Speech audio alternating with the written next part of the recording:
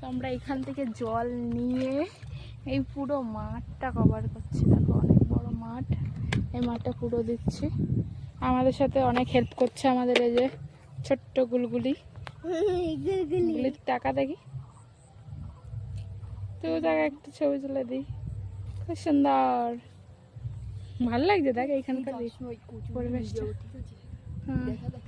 আর এই যে আমি আর পিয়া বলছে যাওয়ার সময় কচুগুলো নিয়ে যাবে, মনে হয় কচুর শাক খাবে, তাই তো?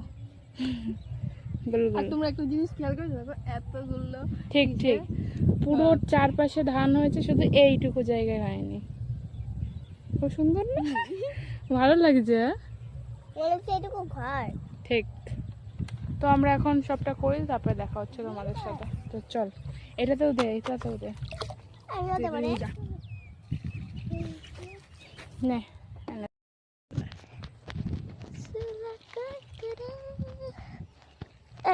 তো